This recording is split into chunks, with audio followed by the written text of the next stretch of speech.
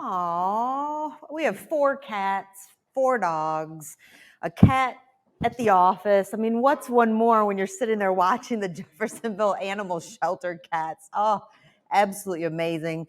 Well, of course, I'm joined by Chef Liz Martino, and so happy that you're going to teach us how to peel eggs the real way, but also we have Paige Trinkle and Brian Bell from the Arts Alliance, and we'll talk about what's coming up with them. It's got so many things going on and exciting things coming up. But first, what have you been making other than bacon? Because everybody smells bacon.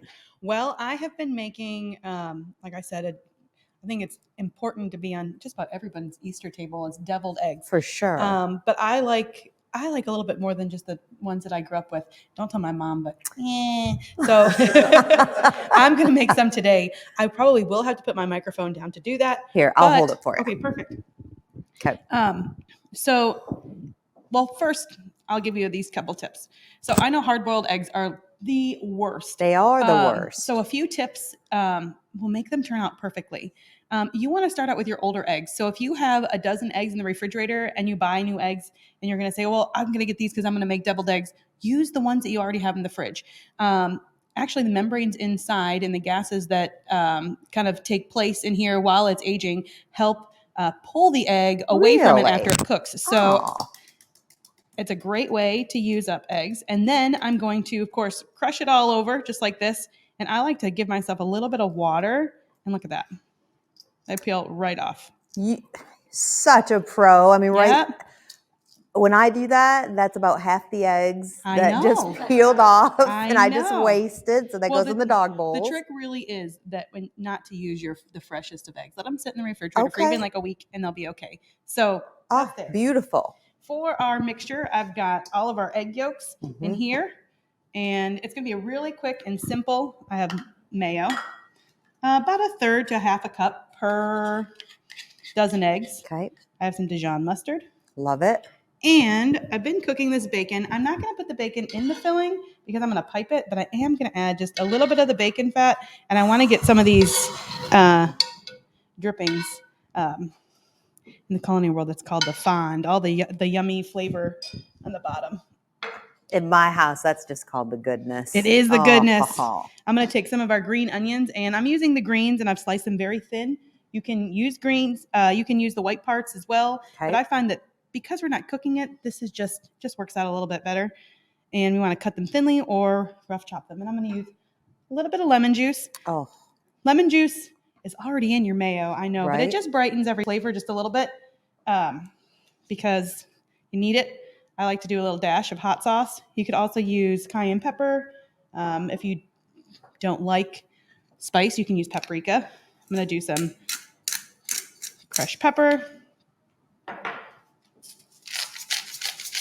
Salt, not too much because we did add the bacon fat. I'm just going to whisk this up. And you can do this with a mixer. You can do this in a food processor or a blender. But I like the colors. Put this down here. I like the colors. It looks beautiful already. Yes. Let me grab a. So doing it in a mixer or a blender would kind of, I don't know, tear up our herbs a little bit. Okay. That's perfect. So good trick. Of course it's perfect. You just made it. If you don't know, Chef Liz is part of the family. I mean, she's got a key to Extol. She's welcome anytime. We love having her here. Well, how can you go wrong with bacon and all these yummy things? So this is a little trick. Liz. I've got our Falls City beer cup in honor of our 502 winery friends. So I have a Ziploc bag and I have a tip that I've cut the bottom off the bag. And I'm going to use this just kind of to help me. For the pipe. Okay, to pipe it in there. Now I have it and I can just use the cup. And the edge of the cup to get all of my filling inside. Okay. I'll set this here. Look at that. So, I'm just going to pipe it.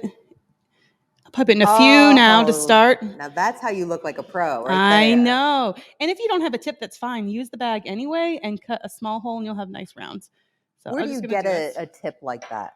Actually, you can get it at any grocery store, but I'll tell you what, I really love to support local. So I go to Cake Lady's Dream Shop for just about all of my personal needs and a lot of the school needs. They're right down the street. Yep. And they're just fantastic. They're so helpful, and they always have everything I need. Okay. Here's where my bacon comes into play. Ah. I'm going to add some bacon to the top. It's nice and crispy. You know, I went vegan for so long, and I forgot. You forgot. I forgot that ever happened when I see you do this. And then I have some more of our scallions, and I'll tell you what I'm going to do. Just because I'm going to just grate a little tiny bit of lemon zest over each of my eggs, and that is going to just bolden the flavor up even more. So that's that. So super easy. Can you do this with dyed eggs? Because a lot of us will have those are plethora. Great. Yes, and you know what?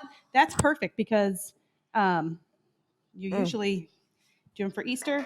Some really fun tricks to do. I've seen a lot of really fun tricks in dyeing. You can actually take your eggs, crush it just like I did for this. Yes. And then add your eggs. And then when you cut them, you have a really beautiful little color, like those dinosaur eggs or something like that. I really enjoy it. What else did you bring for us, though? Because I've seen some people who are eyeing those sweet treats that you have on hand. So we have this is a pilot program that we just started this year for our older students. And we've been doing an advanced skills class, and we're modeling it after culinary school, like a pre-prosser kind of thing for our students, or even sometimes in place of prosser. And so we've been doing baking techniques, and this is a creaming method. So we made cookies, and they just get really crazy. So we made a savory shortbread with like 3 types of cheeses and herbs from our garden at Mesa Kids. Okay. And then we have our basic chocolate chip cookie that's not so basic. It's a sweet and salty with cornflakes, pretzels, pecans, sea salt, and chocolate chips. And they just raided our kitchen, and this is what they came up with. Okay, let's go ahead and get some close-ups of those if we can. They look so wonderful. I can't believe the kids made them. I think they look professional, like they came out of the bakery. They look phenomenal there. But they can't sit at Mesa Kids, so I wanted to bring them and share with you guys, along with some fun Easter candy from Squire Boone. Oh, well, happy Easter to you. And I know you're going to keep filling these up. At the end, we'll have everybody come up and do some taste testing. But switching gears just for a minute here, and I don't think you have, I'm going to go ahead and see if we've got that other handheld. We've got another handheld microphone somewhere around here. I think maybe. Oh, it's right there. Here, JD, you can help out. Like I said, half of our staff is at Comic-Con in Indianapolis. So we've got a lot of people, a lot of moving parts today, which is just fine. Look at that. I got this. All right. The Arts Alliance of Southern Indiana has a ton of events that are coming up. Brian Bell and Paige Trinkle joining us today. Lots of exciting stuff. Yeah, so our calendar is pretty much jam-packed for this year, starting in the spring. We have Shakespeare starting tomorrow night at the Floyd County Library. They're actually doing it inside on their first floor. And then I think next week is Bicentennial Park in New Albany. We have 7 locations this year in Southern Indiana for Shakespeare in the Park. So last year was Romeo and Juliet, and that was fantastic. But this year, it's a different play. It is. It's Julius Caesar is going to be the play. And it's all done by Kentucky Shakespeare, so it's all professional actors and actresses. They do, top-notch job. And to be able to watch it in different venues, we traveled from place to place, and each time, even though it's the same performance, it was different every single time. Well, I think our girls loved it because they got snacks at every different place that we went to. Brian has a daughter who is BFFs with my daughter as well, and so they did get. They like the snacks. That's what it was. All the different snacks. We enjoyed Kentucky Shakespeare. That's right. Right. What else do we have going on? So during Shakespeare, it goes until, I believe, May 20th. And check our website, sowintoart.org/Shakespeare, and it tells you all the different locations. And then moving into our actual gallery shows, Elaine Davis does pet portraits. Yes. And she will be opening her show on May 1st. At 2:00. So you don't want to miss that. If you love your pet, you're going to love to see how she works her craft, and she's really perfected it. So you just have to come and see how wonderful she has perfected her craft. May 1st at 2:00. Oh, I love that. Going back for a second, you said Bicentennial Park is next Saturday, which is Thunder Saturday, and I had to just look it up. As of this very moment, we're in the region where it could be snowing by the time I say this. A low of 52, a high of 78, and all sun. That's Nice. going to be a magical. And what's time. cool about this is that the production is at 6:30, so thunder doesn't go off until about 9 something. Plenty of So time. if you're at the Bicentennial Park, you can see the fireworks. If you don't want to go into the big crowds, Yes. so we figured this would be a great way for people to experience Shakespeare and then see some fireworks afterwards. A couple other things that we have that's really cool is our Monarch Educational Gardens, opened last year. And we have a couple artists that are doing some very creative things that are going to be seasonal, that are going to come out, and we'll actually roll those out. But Paige has been instrumental in creating an imagination hour that's going to take place in our gardens. So won't you tell them a little bit about Imagination Hour? I'd love to. So Imagination Hour is going to take place one Saturday out of each month, and that's going to start in May and end in August.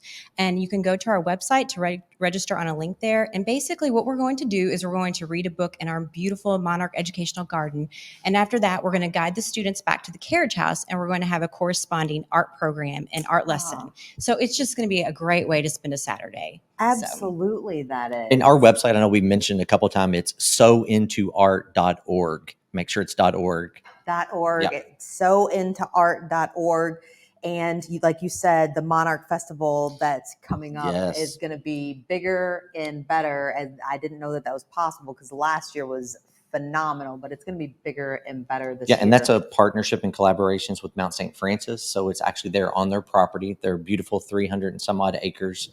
And it's going to be like Catholic picnic nostalgia. Plus, we're going to have bands. We're going to have a beer garden. We're going to have the kids zone with all the inflatables, a chicken dinner that we're going to be doing. And then obviously the experience with the Monarch butterflies, and then the release between 4 and 5 o'clock. Which is such an experience.